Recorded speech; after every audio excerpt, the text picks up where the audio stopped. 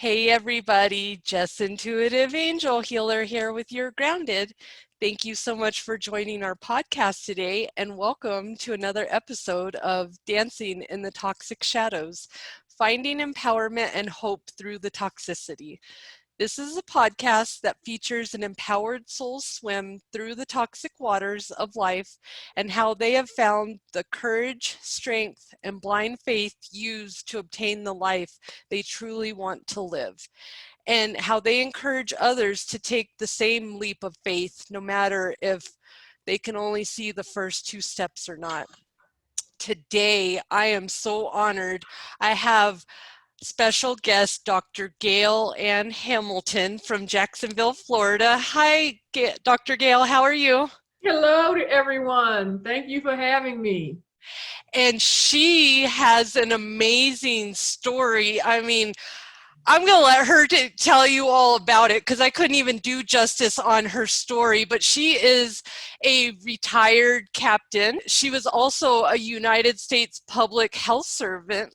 She is the creator of Be Connected, and her most recent project is that she is a published author of the series Wisdom from Queens. So thank you so much for being here today, and I'm so excited for you to share with us how you, and I made your episode Beauty and the Beast, and remaining graceful within the toxic shadows, because I feel that everybody has choices, and I tell my clients this, and you had the choice to be the beauty or the beast, and you chose to be poiseful and beautiful during your journey. So without further ado, tell us all about it, Dr. Gail Hamilton.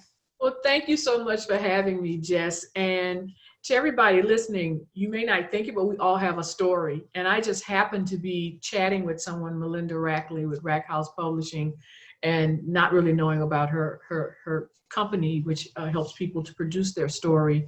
And we were talking about what we're seeing right now with the unrest and gender bias. And I said, well, it's just deja vu because I've been there, done that, got the t-shirt, and said, what do you mean? I said, well, I grew up in segregated rural South. And so I came from being colored to Negro to Black to African American. And she said, you've got to tell that story about how you went through that and came out on the other side to be successful. So when you reached out to me, it was wonderful because you can get stuck in the toxicity of it all and the negativity of it all. And I was able to get through that, but not alone. And so what I do want to share with you and what we share in our book is, how do you maneuver through the negativity when you think you can't get out of it and you're stuck? And there is a way. And first of all, it's within each of us. We always think there's some magic bullet out there that's going to help us through, but we have to dig deep and find it within ourselves. So my story starts when I grew up, like I said, growing up in the rural segregated South in South Louisiana. And I went through the elementary school in 8th grade and was getting ready to go to high school, and like everyone else, thinking about being in high school and boys and football. And this was around 1964, which was around the civil rights era. And so just as and I hadn't really paid attention, as most middle schoolers would not have paid attention to what was going on politically and socially. And so lo and behold, they then decided to send my 8th grade class, which was going to 9th grade, to an all-white high school. This was the beginning of desegregation in South Louisiana. And so we were bused to an all-white high school. And so there we were faced with people who didn't want us there. People who went out and built another school because they did not want their kids to go to school with us. And so we were met with the negative, language and spitting at and et cetera. And so everybody was uncomfortable, but we were lucky that we had a community that was there to support us. We had a family that was there to support us. And it wasn't easy, but we looked to those people who were there in our support system. So one of the things we talk about in my book, in which I'm a co-author, and there are 5 women who each contributed a chapter in the book, Wisdom from Queens, Volume 3, is how you can take a particular relationship, be it a challenge with your health, relationship, work. How do you take that situation and still get out of the toxicity to make something positive out of it. So Exactly. for us, going through that situation, we learned that one, it's within us to be the best we can be. Never let anybody box you in, because that was a time when they said that blacks were not as smart as whites. And, you had all this negative imagery around people of color. And so we were able to say, wait a minute, we're just as smart and talented as everyone else. And we went on to prove that in our grades and in getting scholarships, et cetera, to move on and go to graduate school, et cetera. So never let anybody box you in, never let anybody define you. Take that negative. I am a firm believer in the glass is always half full. I run into people who they're just negative and this and that, but the glass is half full. How do you take that negativity and look at the brighter side and, okay, this happened to me. How do I take that and learn from that experience and make something positive happen from that? So those are a couple of the nuggets that we share in the book and that people have heard. But now, you guys, I am 65 years young. So if you would, I've been there. I can share this with you. And if I hadn't known some of these things, I would have done things just a little differently. I would have been more appreciative when my elders shared with me some of their experiences. And so that was what happened with me going through this transformation. And for me, it was difficult because I was, dark skin with what we call nappy hair. Now we say it's natural hair and it's beautiful. But back then, I don't know if people realize there was something called a paper bag.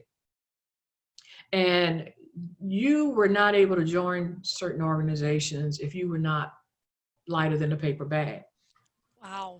So for me, I had to live through that. And it wasn't until when I went to graduate school in Chicago, at the University of Chicago. And I was there at a time when desegregation was big and this racial awareness and Black pride. And so I was around people who had done wonderful things and their color did not matter. They were judged because of their intellect. So that was a wonderful period of me building my self-confidence, being around people who were positive. So another nugget that we want to share with you is, rather than who are you surrounding yourself with? Who are the people around you? Exactly. Who's at your table? If you have people at the same level that you are, and they're negative, and you all get together and have a commiserate conversation about who's doing worse or who's stuck, then that's okay to vent. But then who do you go to help you move to that next level? And so one of the things my daughter and I had shirts that said, when you sit at the table with winners, the conversation is different. And you've heard this, if you want to level up, you have to change tables. And that's what you have to do. And a lot of times people will say, well, how do I do that? I'm here, I'm nowadays with Zoom and online, it is easy to connect with educational opportunities, networking opportunities, more than ever before, where you decide, what do you want to do? What is it I want to do? And then Google and find out where those organizations are, what's going on, and align yourself. People love to network. People enjoy being able to share. I've been there, done that. I'm happy that people can listen to what I have to say so that they don't have to go through the pain. It'll help alleviate some of the pain when they're making their decisions, eliminate some of the hurt. I'm happy to have that opportunity through the Wisdom series to share those lessons learned, as well as, like I said, the other 5 women and authors in the book that are able to share. So that took me through graduate school, where I had this awakening that Black is beautiful, and then I was Black. And then we moved into, when I became African American, into integration. And my first 20 years of my career, I was in the public and private sector, working in community services. I was a licensed master of social work because I've always loved people. And growing up poor in South Louisiana, I saw how important it was to have a system that did not let people fall through the cracks. And if we had a system that was able to give people a hand up, that people would take that and move forward and use it in a positive way. Nobody wakes up saying, I want to be poor today and on food stamps. We hear people talk about that. Nobody wakes up saying, I want to be homeless. No one has that. And circumstances sometimes finds us in that situation. So we should not blame the person, but we should try to help them move out of that situation into another level. So that was my love for sociology and social work and community service. Because like I said, we were poor. We grew up on food stamps, and my grandmother made my clothes. But guess what? I didn't realize we were poor until I got to college. Yeah, you don't think about it when it's happening. You think it's normal, kind of like Dolly Parton. She didn't, she thought it was normal to live out in the woods with nothing. Right. We raised our food and we had chicken and pigs, and everybody in the neighborhood, we were related and cousins, and we were one big happy family, and no one wanted for anything. So we were good. And as we got into desegregation and integration, we lost that sense of community and neighborhoods. We have people now that we don't even know our neighbors. Yeah. We don't know who they are. So look to surround yourself with just a few good people, like the Marines. So, a few good men, one of the services and say a few good men. Yeah. That can be there to support you in a positive manner. And usually I advise people, you won't find that in your cohort or people your age, but try to find a mentor that's 10, 15, 20 years older. And the reason is if you're at a point in your life where you have to make a decision, that person has also been there and made that decision and can share words of wisdom with you. That's why. Now, because you're not going to listen to your parents or their friends, but find a mentee that's been there, done that, so that you can get that sort of objective opinion from them about some of the decisions that you're facing. I think that is so true, and I commend you for what you're doing, because I love to meet people like yourself, because I encompass that spirit. I've encompassed it my whole life. I just didn't have a title, and I knew I've always liked people and I've always wanted to help people, but I've always been a little different. I grew up in Abilene, Texas. Back in the 80s, that was a very different place to live. It was very racist back then. And I remember being a young kid and hearing people around me, how they talk on both sides. And I had a choice at that moment. And I was like, this doesn't make sense. I'm a weird kid, I guess, because I go, this doesn't make sense. Why do you guys not like each other? Because of your colors. That makes no sense. Like, what did he do to you? And I'm grateful that I have that mindset, because my daughter is in the same mindset, and she's 9. And it's funny because she's hungry. Like, if you're her height, you're her friend. That's how she puts her friends out. You're as tall as me. You're my friend. And she doesn't understand the whole race thing. And I see a lot of people that are, because we're in Colorado, it's got all kinds of different people from all kinds of countries out here. And she'll just walk up to everybody and be like, hey, I'm here. And they're like, what are you doing? And that age, they're so sweet and innocent, exactly. And that shows you that somewhere along the way, we are taught this division. And so if we can accept people for who they are, and because we're all in this together, we only have one planet Earth.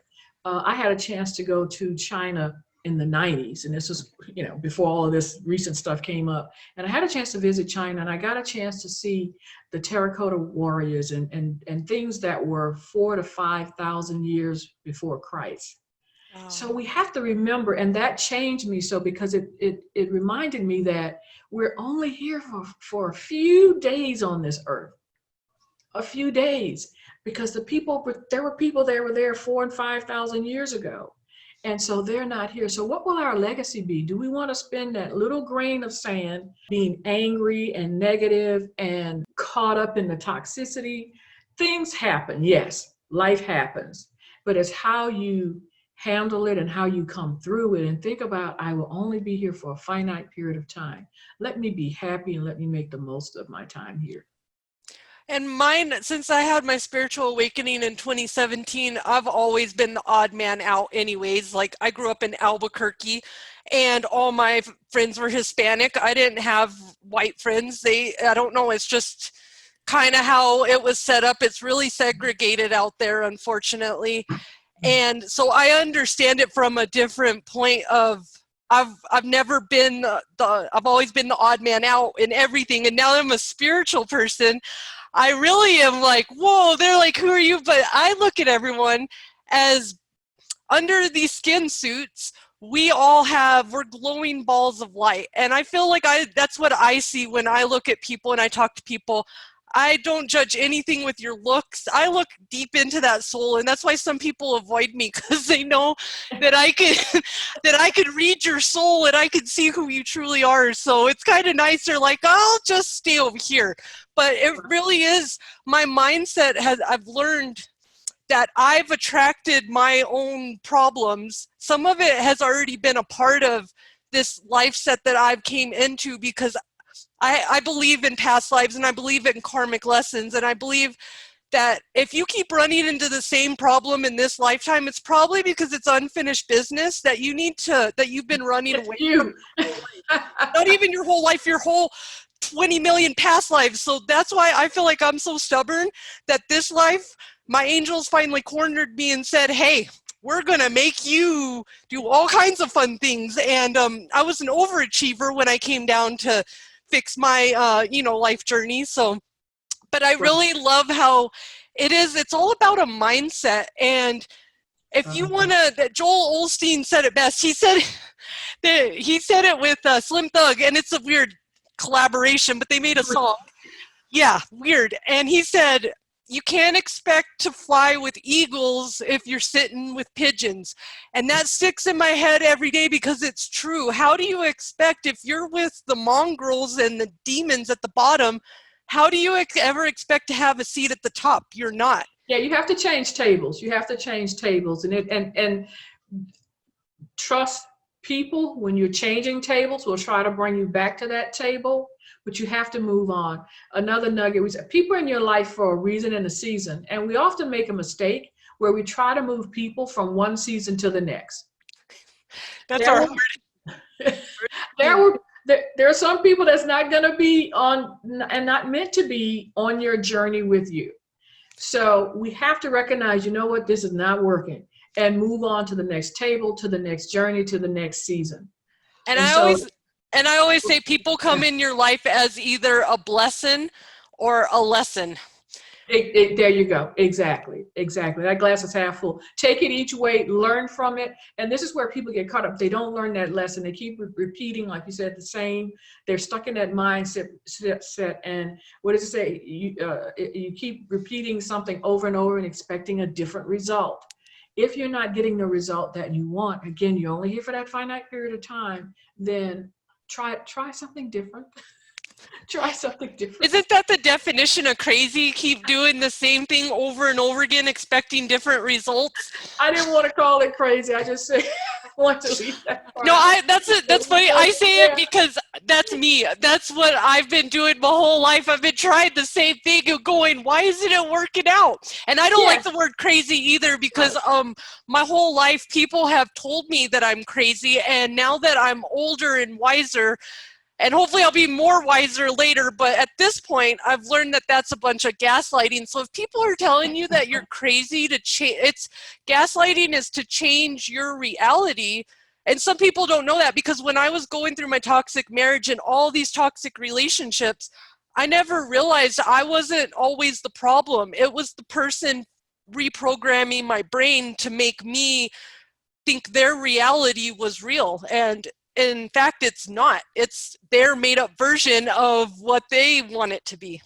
And as we talk about toxic relationships, and it's not just emotional relationships or involvement with someone else, it can also be for a lot of people where you work, the work environment. A lot of people are struggling with this. They're at a job, they're not happy, etc.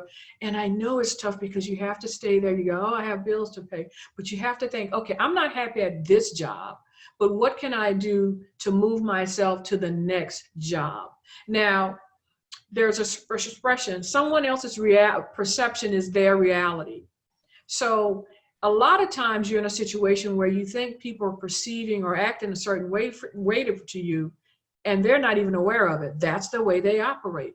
I'm saying this from experience because I've been thought of as being rude, abrupt, a know-it-all. And it's just because where I've been in my career, often being the only female, the only person of color, and having to be to the point, assertive, which, you know, can sometimes be said, oh, she's aggressive, she's a know-it-all. But I've had to be that way because I don't have much time and I have to get my point across. That helped to make me successful. But on the other hand, in personal relationships, it somehow came across as being, oh, the angry Black woman, you think you know everything, etc. Because I don't have time for the BS. I've worked when I was in the public health service, and let me take a commercial break here, because everyone knows about the 4 armed services, Army, Navy, Marines, and Air Force. But there are actually 7 uniformed services, which include the 4 armed services. And then there's the Coast Guard, everybody knows about them. There's United States Public Health Service, which we are led by the Surgeon General, everyone's familiar with him. And then NOAA, which includes the astronauts. So there are 7 uniformed services. So I was in the military. The Public Health Service is all officers who have health-related degrees and backgrounds. And so we had our uniform looked like Navy uniforms. We get the same benefits, everything, same promotional setup, etc. So there I was often, again, because I had my degrees, I was an 06 captain. I would, you know, early on in my career. So often, 99% of the time, I was the only female, only person of color, briefing in meetings with generals and admirals. So I had to learn, how do I function? Because they were not happy to see me. How do I function in that environment?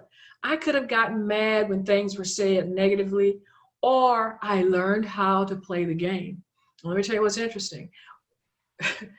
Don't hate the player, hate the game, but learn the rules. People spend so much time hating the game.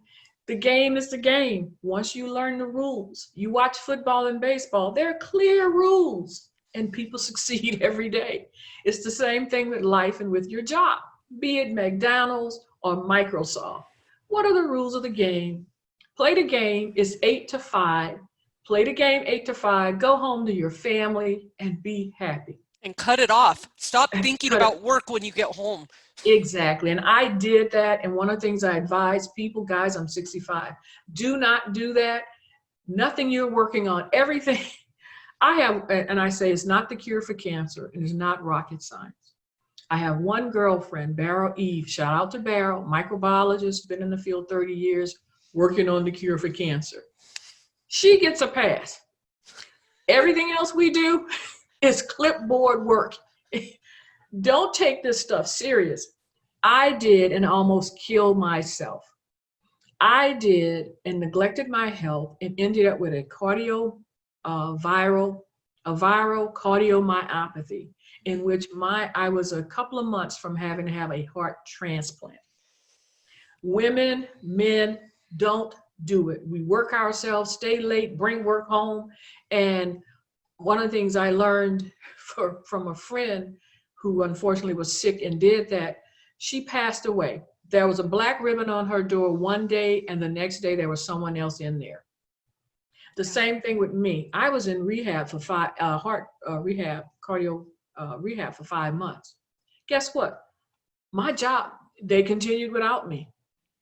But I had worked myself into that situation where I would have left my family and my kids. So spin the chair at 5 o'clock, go home. If it can't be done 8 to 5, it can't be done. Once you may have to take something, but we get into the habit of bringing that stuff home. My daughter said to me, I saw her playing with her kids, and I said, oh, I love the way you play with your kids. And she said, yeah, Mom, because you never played with us. Oh. And it took me aback because I was so busy out there trying to make money, chasing the job, etc., that I didn't have quality time with my family. So another nugget, it has to be quality time with your family. When you get in, Dance 30 minutes with your kids. Just, it has to be about your family, because you can't go back and get that once it's gone.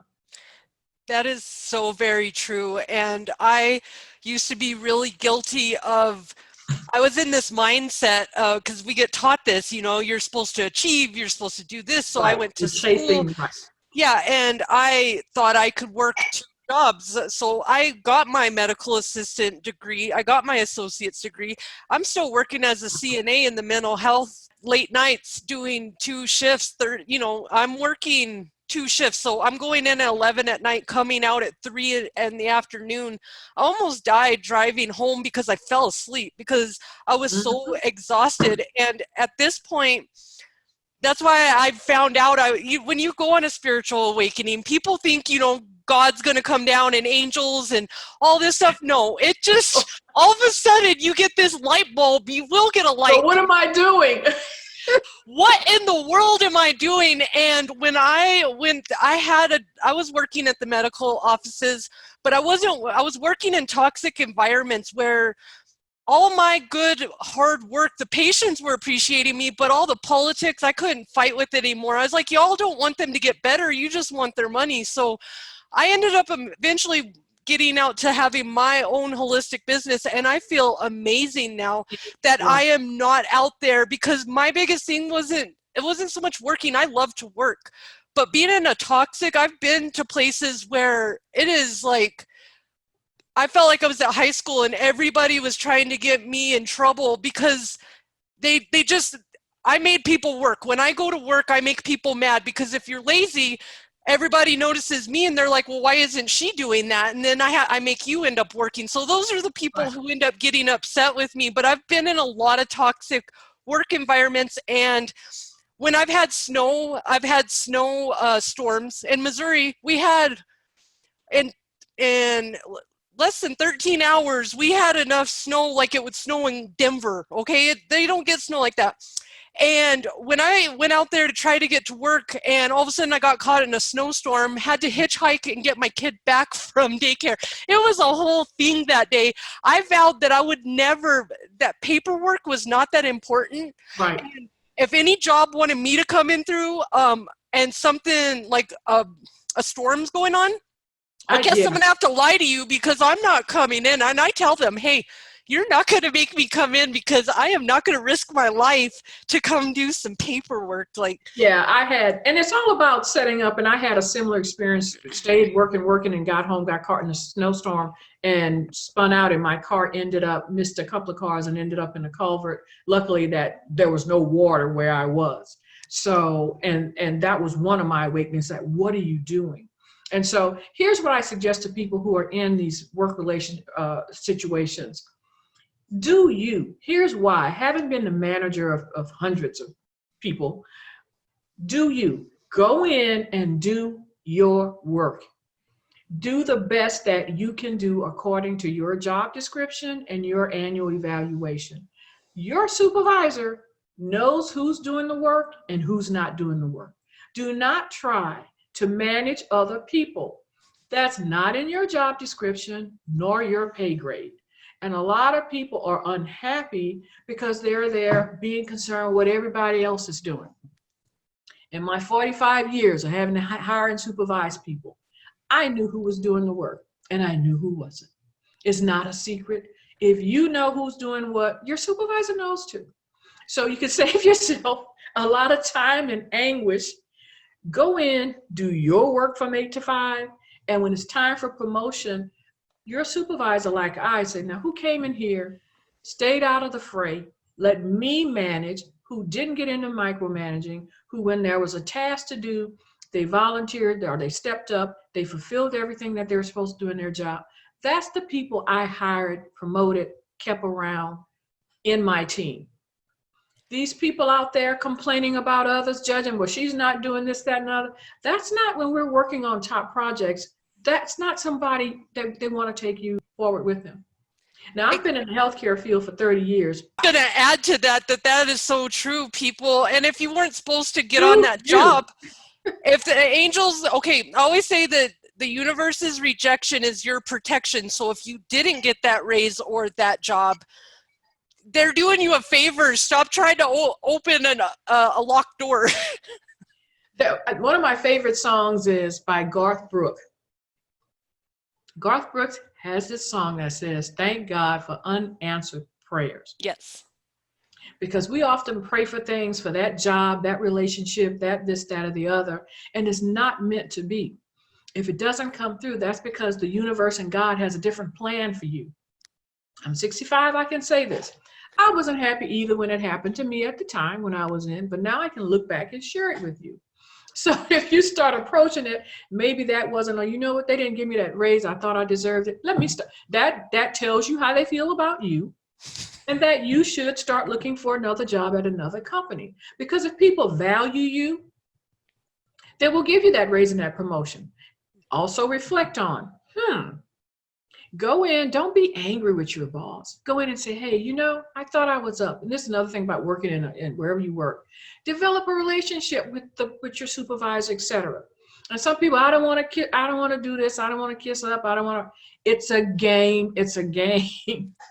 What are the rules? Nobody's saying kiss up. What is the expectation for you to do your job? So go in and say, hey, I didn't get that. I didn't get this promotion. You know, what is it I need to do? Go in with your pen and pad so that you can write down. And so everybody's clear about the expectations.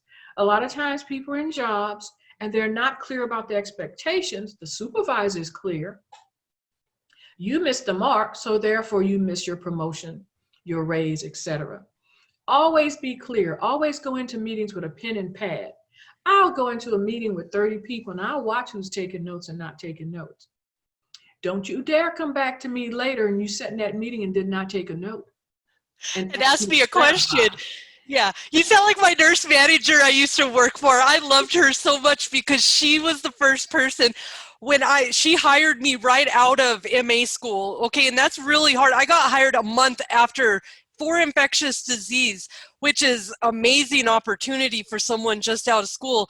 And she actually did me right, and she was my people. And not only because she knew me, but even though she knew me, that had nothing to do with my job. She treated me like her medical assistant.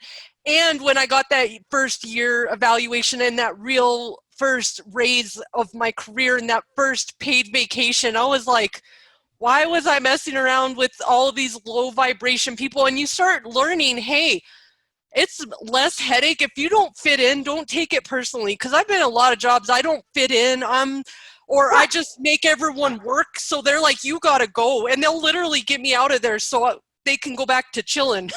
Yeah, I've had it happen. Responsibility. It's somebody you don't own, etc. You know, unless you're working on the cure for cancer, any job you're doing, you can be replaced.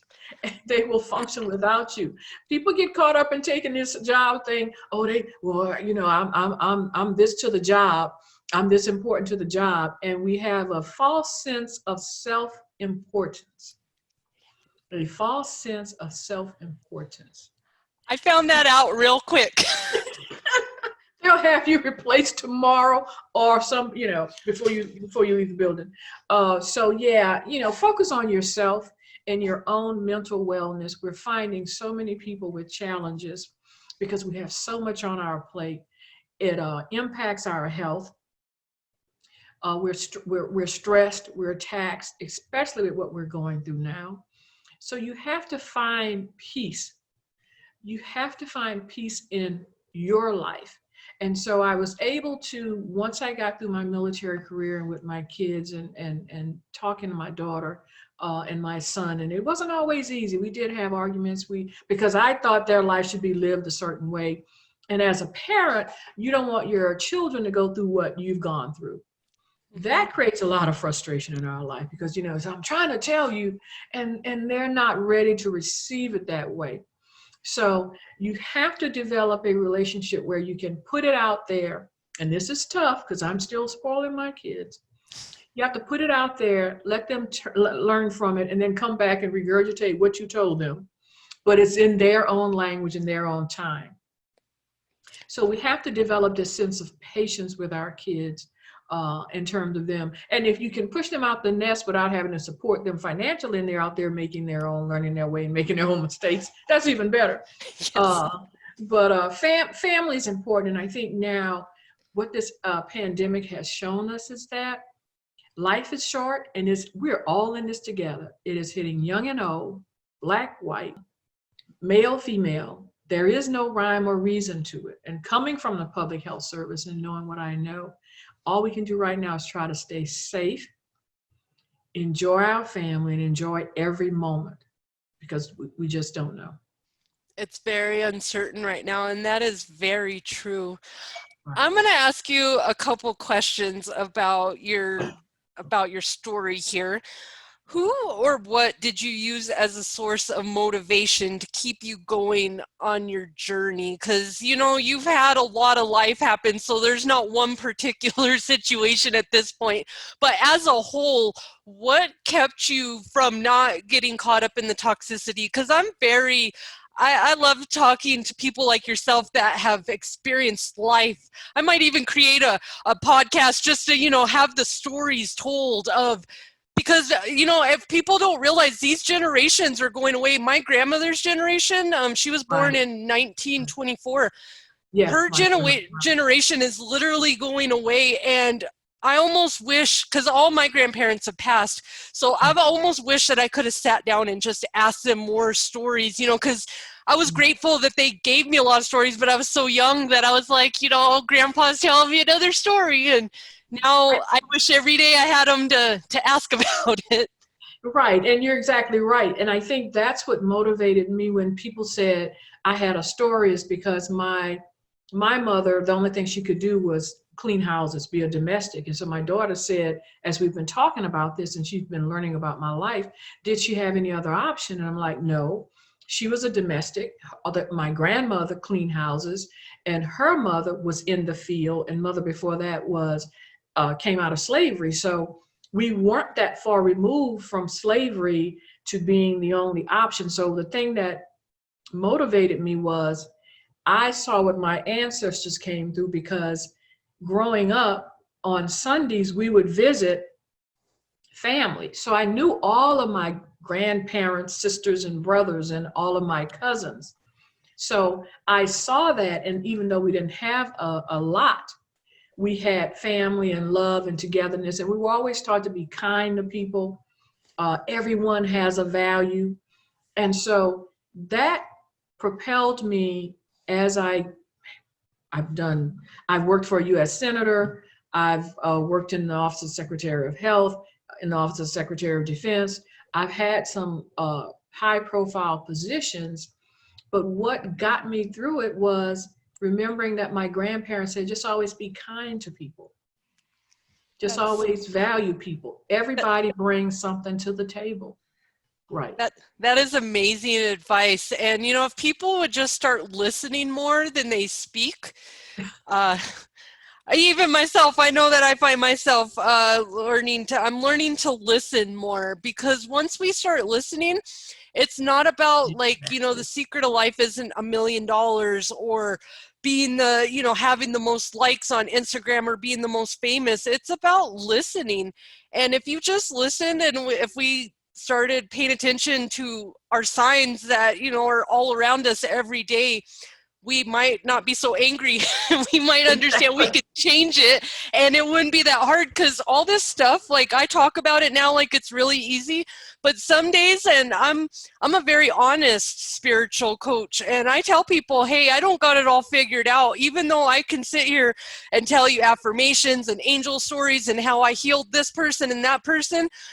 I still struggle, and it's amazing. You don't think about it until you've really sat and reflected on how much toxic stuff you've ingested in your life. That doesn't just go away. So when people think healing is supposed to happen in a certain amount of time, or you're just supposed to forget all of these events, no, but it's about healing is more about where you're not as triggered, where you don't controlling the trigger. Right. Yeah, you respond better than you react. The response is different to the trigger, right? And that's the social work side, is how you respond. And I've seen people get so angry, and I'm like, we're in Walmart. What are you upset about in Walmart? Take deep, breathe for 10 seconds. We're in Walmart, and you're arguing with a clerk at Walmart. It's not that serious. So we get caught up and I think our frustration. So we really have to think about our triggers.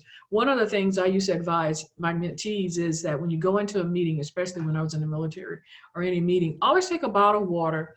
And if they allow you to a snack, bring up some nuts, peanuts, something. Because if someone says something that's off the wall or crazy that you don't agree with, you can always just pick up your bottle of water and put it to your mouth, and it gives you 10 seconds. It's the 10-second rule. You should always take 10 seconds before you speak, especially in a work or professional environment, so that you give your brain time to clearly think about what you're about to say. That has served me my whole life, because I've been in meetings with people who just blurted stuff out. Dad, what are you trying to have some crazy? And I'm thinking, and then later they regretted it, but the damage has been done. So always take your bottle of water when you're going into a meeting. Always take a pen and take notes, because you're there to do that job. Whatever, at church or wherever you are, take notes. If it's just a few highlights, and then somewhere print your affirmations so that you're reminded. You have to encourage yourself first. The ability to change and be your best self is within you. So I have affirmations on my wall here. I'm 65 and I'm currently reading a book called The Art of Saying No Without Feeling Guilty. Because someone will ask me something and I'm ready to jump in with a suggestion and a solution, which isn't always. Sometimes, one, people get offended, and two, they're talking to you so you can listen and help them work it through. And so, but then when I say no, people get, especially now because I've said yes for so many years.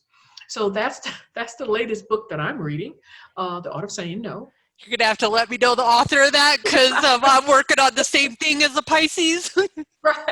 Right. So, and then another book that I recommend to people is Essentialism, and you've probably heard that one. The Disciplined Pursuit of Self. Nice. I have not read that one yet, but it sounds good. And it talks about how to put a focus on things that are important, such as family, how to do that. And one of the things I always remember, priorities. You'll go somewhere and you'll have to set up priorities. Priority, it means one. We have taken that word, and how can you have 10 priorities? And that's the way we do it. We juggle in family, and I got to stop at the dry cleaners, and then I got to go by the grocery store, and then pick up the kids, and let's see, what are we having? And it's the physiology behind what it's doing to our body. And this is coming from someone who blew their heart out. It's so detrimental to our heart to do that. Is that we have to make, do a list, have a priority of things that need to be accomplished, but not 20 priorities. So those are some books that I've read that have helped me sort of refocus and do me. And nice. So that's some of the things I have posted on my wall.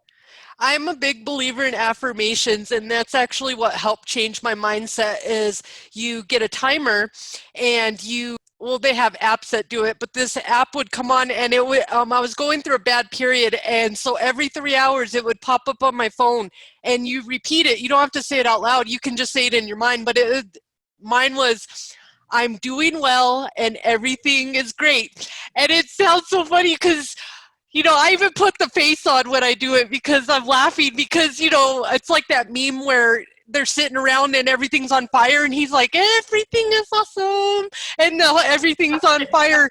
But once you can do that, affirmations actually retrain your brain, because that's what happened is we've been so conditioned our whole lives by society, by our family, values, morals. Then we have to figure out, do we want to continue these values and morals in our own life, or do we want to stop it? And that's where you go through you have to figure out, it's like learning. I feel like I became a teenager, like I'm going through puberty again, and I'm becoming a teenager, and I'm figuring out, because I've been a good person my whole life, but I've been very aggressive, and I've been taught to, not aggressive mean, but like aggressive, like you're going to hear me, and because nobody ever wanted to hear me. And I found the louder you get, the less people hear you. So there's no use in getting louder. But I've kind of honed it all in now, and I've been reading a book called The Spirit Warrior. Now, The Spirit Warrior is about being because that's what I am. I'm an indigo child, so I'm supposed to be aggressive, but not aggressive in that sense. I'm kind of like Robin Hood, you know, wrong the rights kind of thing. But it made a point that soldiers are expendable. Spirit warriors are not. So it's kind of like if you think when you're on the battlefield, all those soldiers, they usually have a big field that are expendable, but then they're protecting that person, you know, the king or whatever on the horse. And that's almost what I got to think of, is that I'm a spirit warrior. I'm here to be in the spiritual sense of fighting and helping raise the vibration, but not in the sense of hurt and war and all that, if that makes any sense. Right, right. And I think it's individuals, again, make the best. What is the lesson that you learn in terms of forgiveness? And forgiveness has, someone will hurt you and you're still angry. And so there's a psychological response and a physiological response. And often people keep reliving. And that physiological response elevates your blood pressure, raises your heart rate, and the energy that's going into doing that with your body, by the time you get over it again, you've expended your energy. Now you don't have energy to put on a positive plane or work on something positive. So, you know, if you learn to forgive, like Aretha says, I'm willing to forgive you, but I won't forget. But exactly. You know, but there are people who are still functioning, trying to function now that are angry with stuff that happened 5, 10, 15, 20, 25 years ago. Do you know how the impact that had on your body, that negative energy? Because when you're doing certain exercises, Tai Chi, etc., they have you do this ball, and you may be familiar with this, Jess. They have you do this ball, which is collected energy from your presence, your surrounding, and they have you lift this ball through your body, which is bringing positive energy in. And so that's the chi. And so that's what we should focus on doing, is let's keep your chi positive. I don't know if that's a term, but that's a good one. I like it. Keep your chi positive. And you should make it. We're gonna get a T-shirt. You and your girls are gonna have to make that when you have your next book signing. You're gonna have to make that. Keep your chi positive. So, again, guys, I blew up my heart, you know, chasing, working, etc. So that you don't, and especially when we talk about women's health, we really need to be cognizant. A lot of times they'll say, "Oh, we have asthma, we have this, that, and the other," and it's our heart. So another nugget, you need a cardiologist to create your baseline and make sure you're doing okay, so that you can take care of yourself, so you can be around for your family. And I would also like to add this, because I actually this is very common and a lot of women don't understand this. I've had it actually happen to me because I have anxiety. A panic attack can actually mimic a heart attack. So, but women are, and especially healthcare women, and I can say this because I've been in the healthcare field since 2008 as well, we're the worst patients. We don't take time out for ourselves. Most of every healthcare worker can relate to this, and they're overworked as well. But I know that a lot of times I've had a nurse came in, she was really embarrassed because you feel like I should have known this, but I was proud that she came in, she's like, I think I'm having a heart attack. She went to the ER and found out that her anxiety was just so high that it made her have a panic attack. Right. And it actually, but either way, I hate it when people say, oh, I'll be fine, because I have been at work, I don't know how many doctor's offices this has happened to be, that somebody said I'm fine, and then all of a sudden they're having a stroke at work because their blood pressure was like 250 over 100, and they were keeping this little secret. So ladies, who cares if you look silly? My point is, go get it checked out if something don't feel right. And if you're if you find out you're having a panic attack and it mimics a heart attack, please take time to de-stress yourself and find out what you need to take out of your life, because you have way too many things on your plate right now. And I only know this because I have similarly had that happen to me before. Yeah, the physiology behind anxiety attacks is so similar. You're still doing the same thing. I mean, there are changes going on in your body, and at a certain point, your body won't be able to correct what's going on. So please take care of yourself. That's, like I said, that's what happened to me when I was running a community health center at the time. And first they thought it was asthma, and I thought I was just having flu or the cold. And it was actually my body couldn't get rid of all the fluid. And so I was I'd go home a couple of days and I'd go back to work. I'd go home a couple of days and then I'd go back to work. And finally, a female doctor said, and they thought I had adult asthma and everything, couldn't breathe. And she said, I need you to see a cardiologist. And they sent me, working at a community health center, being the director, that Friday, they sent me to see a cardiologist. And he said, I need to do a heart cath on you Monday. And they found my heart was only functioning at 30%. Your EF should be between 45, 50, higher if you're athletic. So that was from that March through September, I was in cardiac rehab, trying to build my heart back up. So it's not something to play with. You have to be assertive. Like I said, I was in a community health center supervising doctors and nurses and not taking care of me. And she saw that I was having difficulty breathing. So others have not been that fortunate. So please, toxic environment mean you've got to stop and take care of you. You've got to have the kids say, hey, I'm sick. Listen, who's going to bring me my bed slippers? Who's going to bring me my tea to drink? Who's going to have the remote for me? You have got to, because 1 in 2 women will have heart disease. Mm-hmm. And we ignore it too. And I wanted to make a really big point about that because I've seen it. My nurse manager, she had a heart attack at her desk while she was signing off on papers and ended up having to go have a ventricle replaced. So very right. And it's because we put so much pressure. My favorite thing is I don't have enough time. Girl, you have enough time. And I've told my patients that I am that bold that I'll tell you, okay, you don't have enough time. I understand you don't have enough time for that doctor appointment, but you'll have enough time when your body makes you go into the hospital. So plan a week stay, because you may not have time for an hour to go to your doctor appointment, but you will have time because your body will make you for that week stay. So people are like, did you just say that to me? Yes, I did. So we all have choices. They appreciate it though. They didn't appreciate it that moment. And these are the really...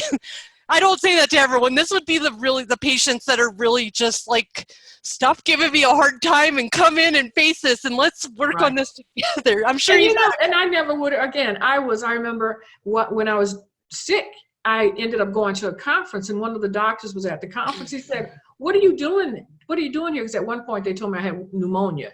And I was still working because I had so much fluid on me that didn't realize it's because my heart wasn't functioning right. And he said, what are you doing here? I said, well, I needed to come to this conference. And he said, but you have pneumonia. What are you doing here? So, I have to admit, I'm one of those people who don't listen until it happens. And so I'm sharing with you, and through Wisdoms from Queen, Volume 3, when you try to get it, make sure it's Volume 3. And Jess will share information. It's on my website that has nuggets about how to take care of yourself. Another queen in there writes about her challenges that she had, again, medically, not ignoring her body, ignoring the warning signs until she literally passed up and then woke up, what am I doing here in the hospital? So women and men, especially our men, my son just was feeling bad, went to the hospital with a blood sugar of 500. He's 33. Yes. So men. That's how my ex found out he was diabetic. He couldn't see, and then all of a sudden he was going to the ER, and they're like, "You're diabetic, sir. You have a 500 blood sugar." Mm-hmm. So, what does your self-care look like? We're gonna wrap this up here in a minute, but what does your self-care look like now, since you've figured out all these little nuggets of wisdom to not do that again? How are you doing self-care to keep your soul balanced and centered and to keep healthy? Well, it's funny you say it, because it's dancing in the toxic shadows, and I always love to dance. And so I enjoy line dancing. Fun. And there are line dancing groups for seniors, so I really like that, because then everybody's on my level. I've had 4 joints replaced.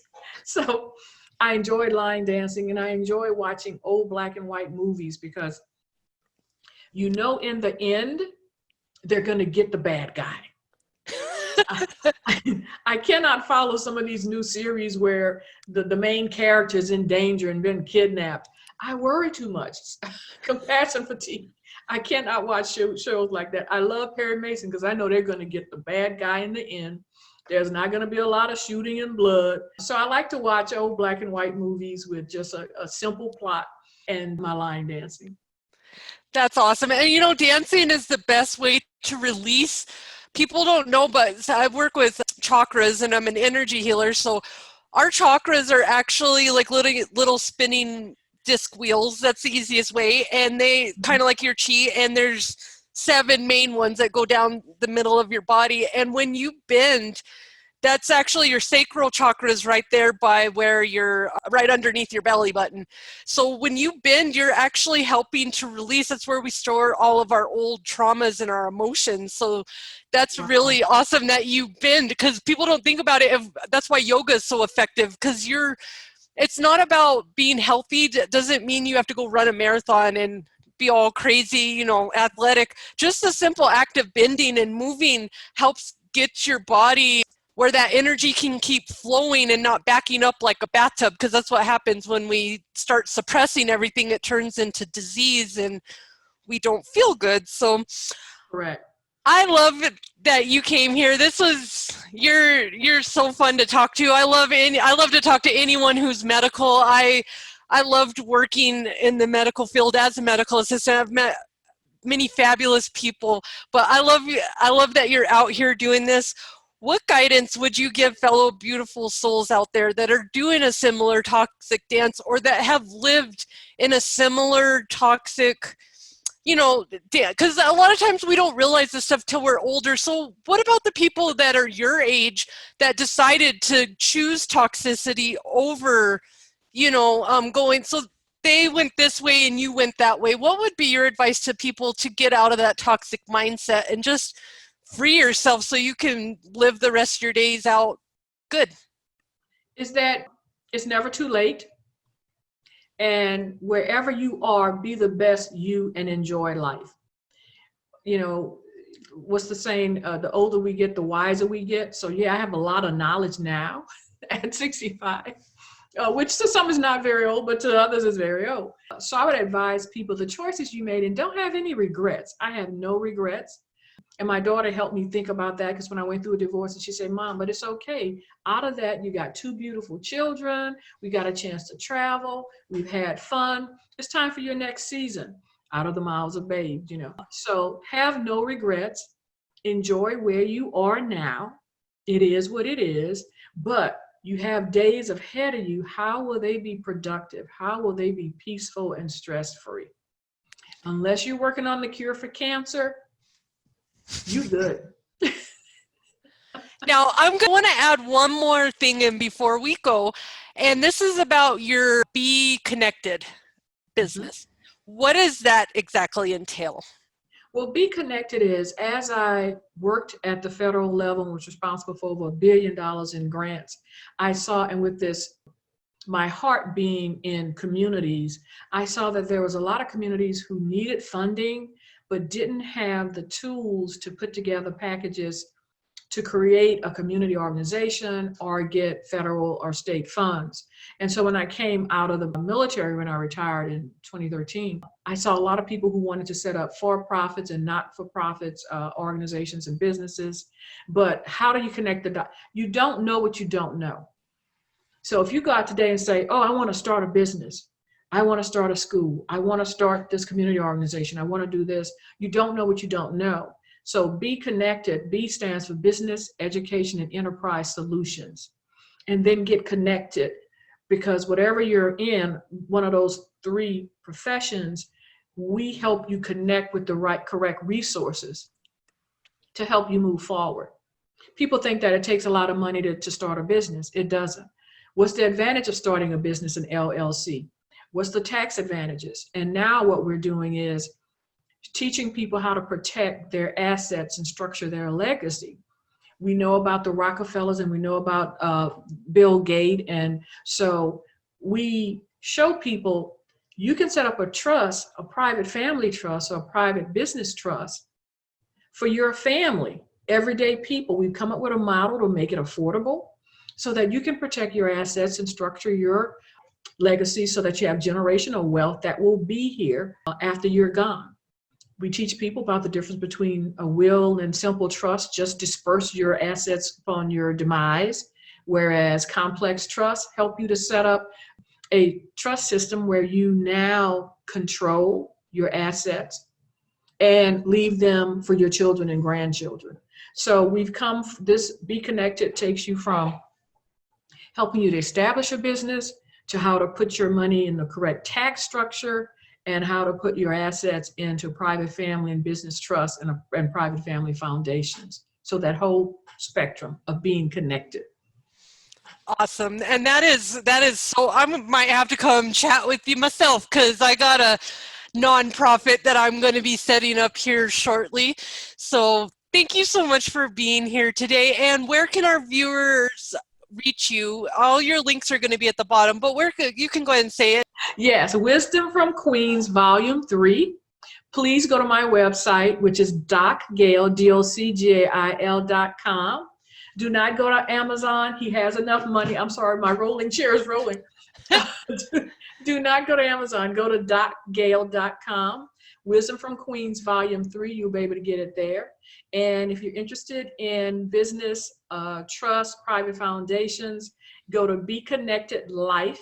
That's BEE Connected Life. Make sure to put the word life on after connected. BeConnectedLife.com. And there you can watch a little video that I have there and sign up for a free 1-hour consultation. So we can talk about where you are, what you have, whether you're ready to set up a business, whether you're now ready to establish a trust, the difference between a public foundation and a private non-for-profit, as Jess indicated she's interested in learning the difference between. So Wisdom from Queens, Volume 3 is at docgail.com, and go to BeConnectedLife.com to set up an appointment so we can chat some more. Great. Well, thank you so much for that information. And we'll have to have you come back later when you have a new part to your series, because I feel like we're going to see way more than just, your 3 books that you've came out with. So I'm really excited because I think in a time like this, we really need people out here who are sending out a positive message and helping with resources. And that's what I'm all about with my podcast here, is to help connect people. And I do need to clarify, the series is 3 books each year. The publisher selected 5 women to write a chapter. So my chapter is in the Volume 3. I wrote a chapter in Volume 3. So I didn't write the whole series. My chapter is Lessons of the South. And that's why I keep emphasizing, if you go to my website, docgail.com, you'll be able to get it. And I have been actually developing it into a full book. So I'm working on that for next year. That's what I'm waiting on, is your next book, because I know I'm definitely going to read it. I love your story. I love your mission. And if you guys need help getting, some answers, because that's what it is, nothing more than answers. We need knowledge. And once you get the knowledge, watch how your life can change. And it's all about taking nuggets of wisdom and actually using them. Thank you so much for coming out here. Thank you so much for having me. You're so welcome. There you have it, beautiful souls. Another powerful guest that has learned to survive their swim in the toxic waters and break up with their toxic dance partner, fear. If you need help trying to find a new dance partner, please reach out to myself or my guest, Dr. Gail, on the show today, and let us show you how a single 4-letter can change your mindset. That 4-letter word is love. With love, all things are possible. Thank you so much for tuning in to another episode of Dancing in the Toxic Shadows. Until we meet again, this is Jess, Intuitive Angel Healer, sending angel vibes, love and light, everybody. Take care.